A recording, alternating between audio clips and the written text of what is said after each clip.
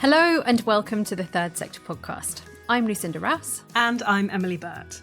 Each week we bring you half an hour of discussion and debate about the important goings-on in the charity world. Today we'll be digging into an issue that is becoming all too familiar and ultimately threatening to the very existence of so many voluntary organisations today.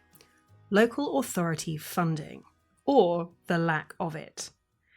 If you receive any, you'll doubtless know about Section 114 notices, when a local authority declares its expenditure will exceed income and measures need to be taken to balance the books.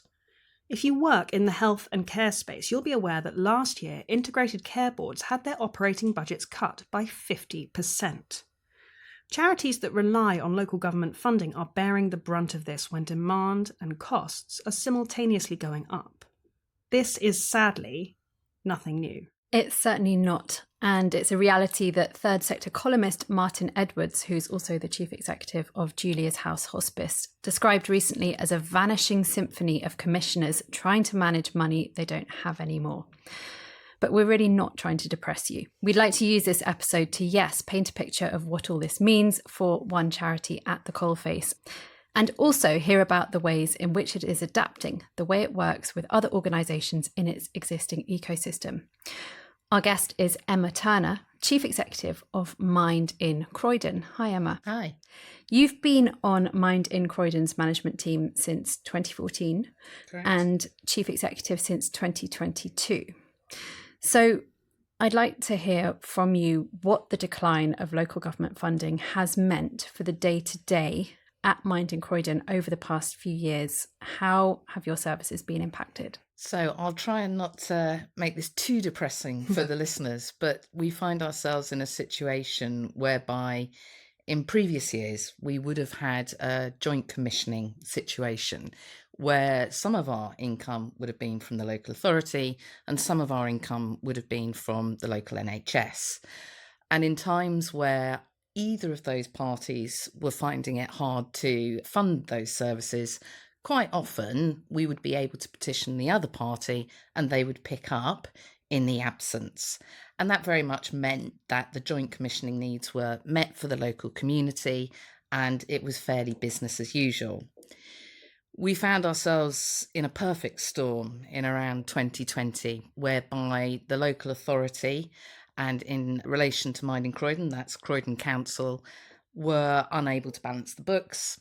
This has lastly coincided with a difficulty for our local ICS, which means that effectively we are now receiving less funding from both parties, but as you say, with increasing need and at the core, spiralling costs.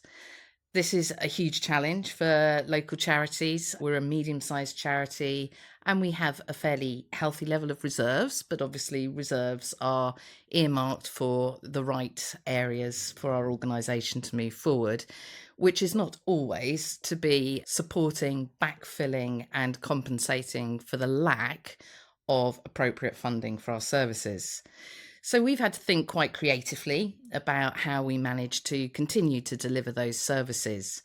And some of those areas, for example, have been to review our strategy and ensure that one of our strategic ambitions is to ensure that we are using the charity's assets to generate unrestricted income for the charity, which strengthens the offer of support for the residents of Croydon and surrounding areas. Now, what we have found in reality that is also dovetailed with us having to look at our physical assets, our buildings, and our people assets, the staff, the volunteers, key stakeholders, and supporters of our charity to deliver our mission in different ways. It goes without saying that is a terrifically challenging field, and we don't have all the answers and solutions to this. I defy anybody to be able to present all those answers. But that's effectively where we find ourselves. We are using our buildings differently, and we are using and supporting our staff to find more creative ways to generate income. Presumably you're thinking seriously about alternative fundraising income channels. What's your voluntary income situation like? Well, at the moment, we do not have a dedicated resource in a fundraising capacity. So we are reactive to those that are wishing to generate funds for us through fundraising activities, or those who have left us money through legacies. The irony is we almost need to fundraise to have a fundraiser. It is an expensive resource. We need to consider what the fundraising strategy for our charity will be going forward and how to instill that within the core of the organisation. And when I talk about that, I guess I mean that effectively, if you're able to communicate your impact, then you're able to sell the story to people as to why being associated with our charity as a member, as a friend of, as a supporter, delivers the integral services we provide to support the vulnerable and disabled community in Croydon. So one of the areas that we're thinking about is how can we move more towards a more active social media presence and our comms strategy, which would enable the platform for fundraising to be further developed. But alongside the costs that many charities are facing with the increase of national insurance contributions from the employer, with the increase of the London living wage, we're finding that there's more stress and pull on that core. And it was almost seen as being something that was hard for us to get over in terms of being able to have a dedicated resource at that time, such as a fundraising team. When I say fundraising team, very often that means one person. And when I say one person, that might mean part-time role, but a dedicated resource into that. So that is an area that we're looking more alongside colleagues that operate within our region, so the Southwest London area, and how we can be a little bit more collegiate with those organisations to be able to champion our impact and demonstrate how we are delivering often life-changing, if not life-saving services for people. Collaboration, partnerships work can be so important for organisations at your level, and particularly when you are facing periods of stress, and that can be financial, environmental, the whole host. So tell us a little bit about some of the partnerships that you have going on at the moment. How have you collaborated with these wider organisations in the Southwest? How's it working for you? So mine and Croydon have always had positive working relationships with other local providers and charities within the sector in the area. So we've either delivered contracts on a sort of informal partnership level, we've had subcontracting arrangements. But I think of late, when we have started to deliver more demonstrably the mental health transformation programme for our area, we are now working alongside other charities who we might not have considered doing so before. And it's not because there was a judgment there, the opportunity wasn't there. So we now find ourselves in a direct 50-50 partnership with a local charity where we're bringing both of our strengths to deliver that service. It's not without its challenges, and I'm sure if my counterpart from that charity was here, we would both be sharing that as well. We are working in that partnership, not just because we feel it's the right thing to do for the beneficiaries of those services, but we consider our collective impact in sharing those approaches will undoubtedly result in a more effective outcome for the beneficiaries. So we're delivering that service in partnership. It's tied up with a local ICS contract, and we're learning all the time. I guess some of the things I've learned about that is very much how one might approach carrying out due diligence on any other area of development with your organisation, where you're going to be aligning your values, the culture of your strategy, the organisation to be able to work well in a partnership. Often when you're seemingly bounced into these partnerships, because it might be at the behest of what the commissioners are looking to achieve, you're having to work at pace. I think the biggest thing I've learned about this is about taking a breath and having a pause. Does this work well for us? Can we align on our values and culture of the organisation? And I guess that's very much from a macro level. But if you're looking more operationally, we've learned some distinct areas around terms and conditions of employment for joint teams. So these are teams that would probably now total at least 18 to 20 members of staff, where you're having two different teams with two different employers working in a 50-50 partnership with one manager. So operationally, how does the service work? To which organisation are you using the policies when you think about data protection, safeguarding, ensuring people that access your service are really clear about their routes to complain or raise a concern?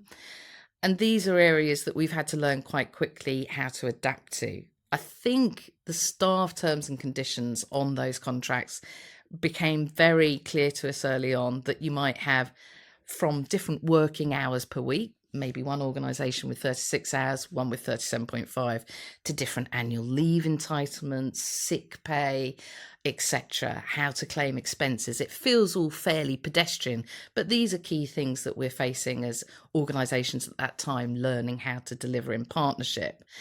But it comes with a lot of positives and a lot of strengths as well. So we're learning from each other as to how we've approached working with different communities. And I think ultimately that has led to an improved level of our clients receiving services. But as I say, what do they call it? A journey. I think you'll find it's a journey. And how did that journey begin? So originally we were asked by our commissioners as to whether we would consider doing this in partnership. Mm-hmm. The subtext there, I felt very much, although I wasn't in this role at that time, was that there was a bit of a mandate that this is how they wanted to achieve those outcomes.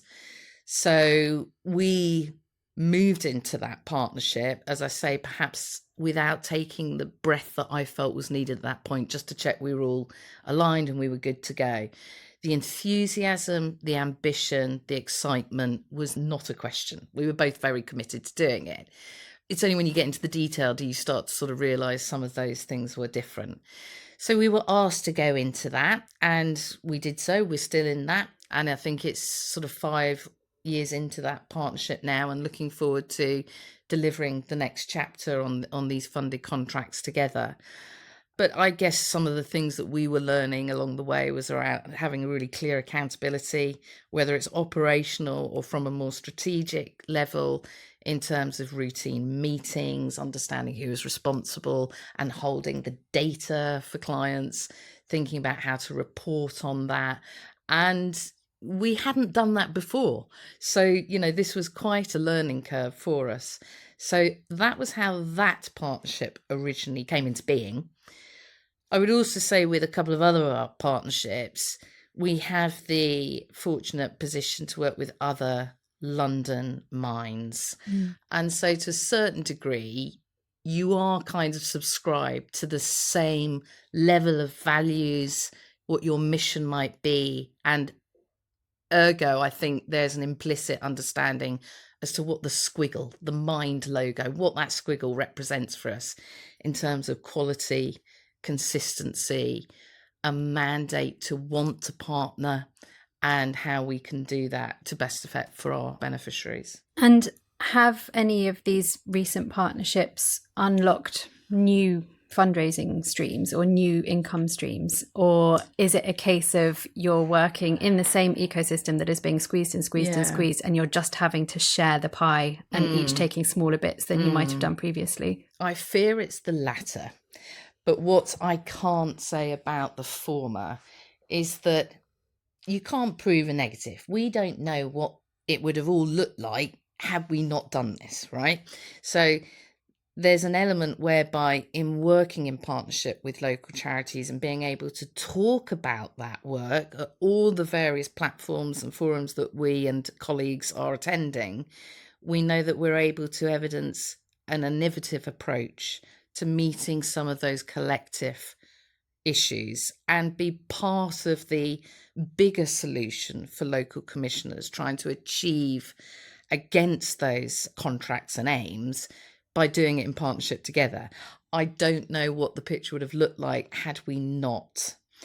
We would have been considerably less. We would have contracted. And of course, that would have had an impact not only on the organisation and the staff and the volunteers, but ultimately for our beneficiaries, and the impact we're able to have now in being a larger operation undoubtedly has strengthened more support to more people in more areas of Croydon that we hadn't been able to reach hitherto. I think that is such an important piece of framing you've just outlined there, because I think there is a known culture in the sector among charities of all sizes where there is a reticence maybe in some places to do that collaborative work or do that partnership working because of the fear you outlined. Are we just having a smaller piece of funding that maybe we could have had for ourselves? And that point of like, you can't prove a negative is so important, because what are you shutting yourself off from by refusing to experiment and try different ways of working in this space? I think that's the bravery. It does take a lot of courage to consider that you're leading an organisation into a territory which hasn't been explored before to this extent, and as I've mentioned, we've done more informal partnership working over the years, and that's always worked really well for us. But in the current climate where there is such a challenge on funding, whether it is commissioned contracts and service delivery, or indeed more people trying to go for less available funding, potentially from grant making trusts, so there's more people in that mix, your position to be able to execute and deliver what you're proposing is even more under the lens. And to be able to have the right information and data to show that, be able to talk about the impact, is really ultra important at the moment. We saw in the year 24-25 a massive increase in the number of unique individuals accessing support from Mining Croydon. This leapt by 57% from the previous year to 15,040 unique individuals. Now, some of that is about our reach, and I've touched on the fact that we're delivering to more people in more areas of Croydon, and that's what we want to do, because that is what the need is. But undoubtedly, if you don't have the same increase in your funding, how are you ensuring you can do that safely, well, with the right governance framework around it, which is ensuring quality for individuals? And that is a lot to ask of stretched staffing teams who are effectively delivering services 7 days a week. We are operating services till 11 o'clock at night, and we are effectively being an alternative to supporting people in crisis when the genesis of their crisis is social. So we're delivering that social model whereby going to an A&E, for example, is not going to be the most effective means of support for that individual. So the reach is bigger, the hours of operation are larger, we're seeing more and more people in need, and this won't be just true to Mining Croydon. I'm sure many listeners will be going, oh God, yeah, that's us as well. We're seeing an increase here, and that will be impacted by their local environment and what's happening for them as well. It's how you stay together and strong in yourself to be able to meet those challenges with the right support around you. That's how I feel, and that's how I approach it. And have you found collaborating with other organisations and perhaps sharing some of that burden with another charity leader to be helpful in that respect? Oh, massively helpful. I mean, there's an element of it, human being to human being, where you're sharing your woes and concerns in a safe space and taking some risks to be able to talk about those challenges, which is a really productive sense of a shared responsibility on a collective problem. And there's another element to it where, in terms of sharing that with local charity chief execs or senior leaders, you're able to explore, so what can we do about this? This issue isn't going to change the funding issue, for example. So how can we work more collaboratively to be able to meet those end results together? And I think in my experience working in the charity sector over the last sort of 25 years now, it used to be much more that we kind of kept everything fairly, in my experience, it was a little bit more proprietorial. We were keeping things within our organisation, and there was great kind of pride over that sort of intellectual property of how you're working. There's not a place for that, I don't see, anymore. We have to be working much more together. Commissioners and stakeholders and local elected members of the council, etc., want to be able to see that you know how to adult those relationships to strengthen your organisations to be fit for the future, because it won't go backwards, it will go forwards, and these things we know, and that's a blinkingly obvious thing to say. So being able to talk and share about that with either a good chair, members of your board, colleagues within the area. I'm also a great one for coaching. So I think coaching is just superb. And for me, that's been an absolute deal breaker. I was really fortunate to be able to find a good coach right at the beginning of my career as a chief exec. And that undoubtedly has helped me unpack some of those more late night woes than I would want to go to sleep with. So you've talked about working with other organisations, you've talked about weighing up the pros and cons or even feasibility of bringing on a dedicated fundraising resource. Is there anything else that you've been trying in response to the current funding environment and the challenges that you're facing? I mean, one of the areas that we are still developing in is understanding how we can use the learning we've acquired over 58 years at Mind in Croydon to deliver specialist and more general support services to people with serious mental illness, as well as those to support their well-being, that could be applicable to other fields. So we know that there is a massive crisis, and this has been well documented and spoken about in children and young people in this country at the moment. We are seeing more and more children and young people having to wait longer for getting specialist treatment.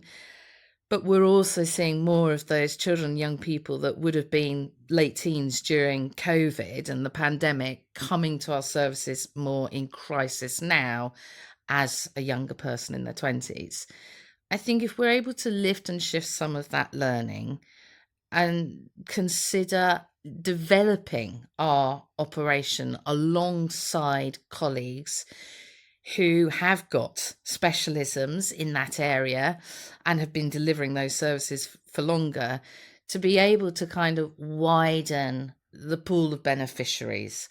So to be able to give a more wraparound kind of consistent approach to what we know we do really, really well at Mind in Croydon in delivering mental health services, to a younger cohort, being able to support colleagues that are delivering that within school settings, within colleges. And in order to do that well, we need to go to people and listen to people with lived experience from a children and young person's perspective as to what would work for you. What do you wish had been available when you were feeling like this? How do you think we could deliver that? In what spaces, in what medium?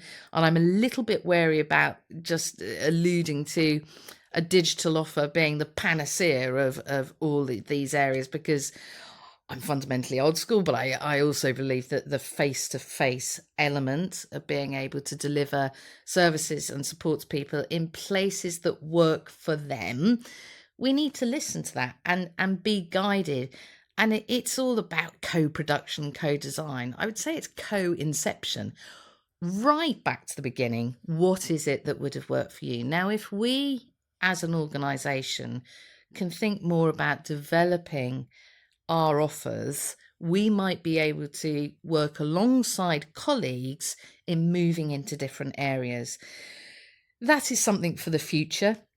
It's something that I'm very much considering alongside my colleagues and people that I work closely with from our board and other members of staff as to how that could work for us locally. So I guess it's about stepping outside. What is it you've always done really well for years and years that's worked brilliantly and had impact, to think, if a part of our sustainability is about securing funding from different sources, which broadens the offer, I think that is the right thing to do. It's so positive to hear, rather than a story of contraction and let's stick to what we know, of actually in this really challenging context, let's think about expanding, obviously within the confines of what you're physically able to do with the people that are working for the organisation. Well, I could be horribly ill-advised on this, but I fundamentally think you can't stand still. You can't look back. You can't look inward. It's lifting your head up, looking outwards, drawing upon those relationships that you have made with people, that you seek to make with people. How can you do that works for them and works for you?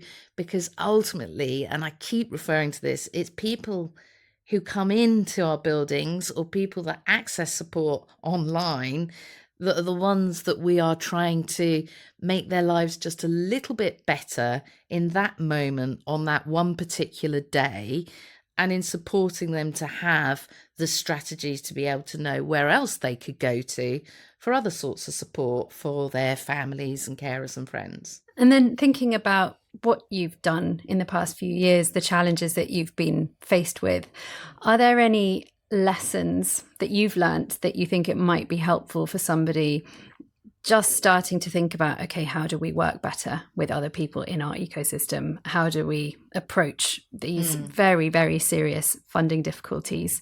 Anything that you've learnt that you would either recommend others to do or that you're taking forward to do a bit differently going forward? I don't know if I'd like to take responsibility to recommend anything, listener, but what I have found is that there are various forums which I'm sure people are sitting on right now, where you have a connection with somebody and you're able to talk to them in a way that kind of gives you that instinct of, we could probably do some work together. Now, at the moment, there's nothing formal coming up on that front, but what if I just keep that relationship alive by continuing to share and talk and support and meet up and listen, and sort of flip it on its head a little bit more, that instead of, and what I found at the beginning of my career as a chief exec is that I was feeling I've just got to get through this and head down and stay true to the mission and deliver that strategy come hell or high water. But what I found was that in spending more time cultivating those relationships, to talk about some pilot projects or things that we might seek a smaller level of investment for, to sort of test and learn from that approach, has then enabled at the point of, here is an opportunity.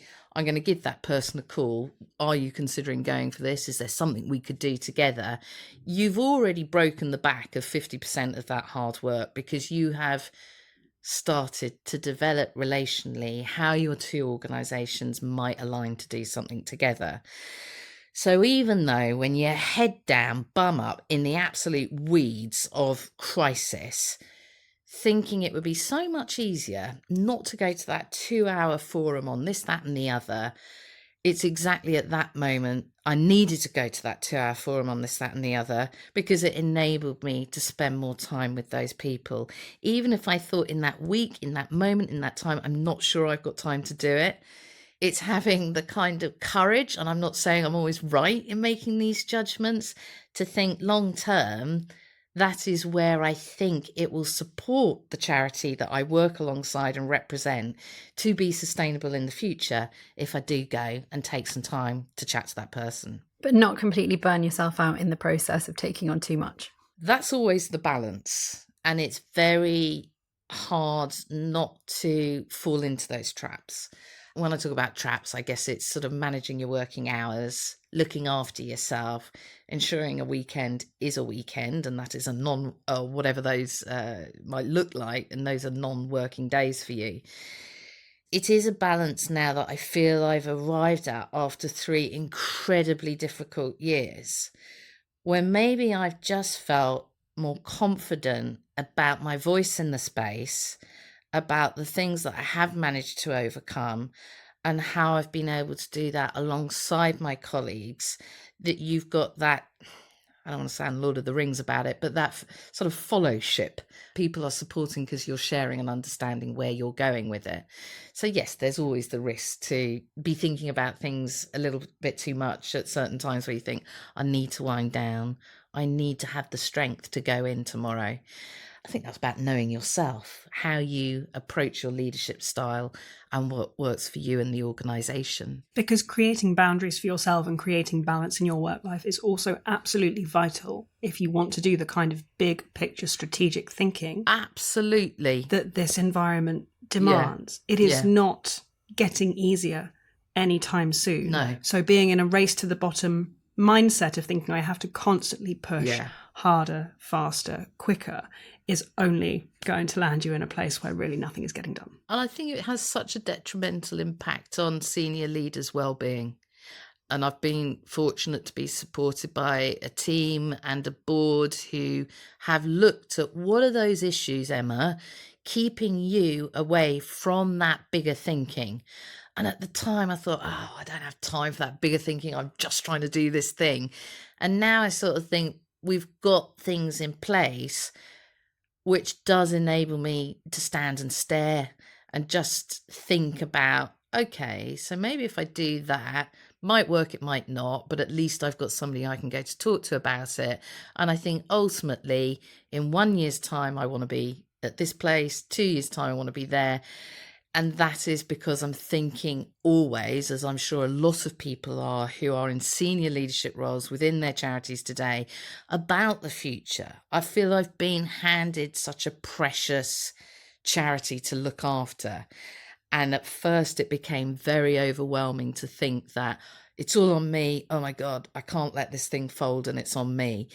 Whereas now I think, actually, I kind of got this, I think, and there are ways in which we can go forward and it will be okay, because even if it doesn't feel like that, I will have reflected and thought about every decision you're making every day. And I think being a chief exec is just a series of decision making. Well, Emma, thank you so much for making sure that this discussion was actually really positive and not as utterly depressing as our introduction might have led people to believe. But yeah. As a person who's innately glass half empty, I'll surprise myself. But no, thank you very much for the opportunity. It's been really great to talk about these areas today. Thanks so much for joining us. Thank you.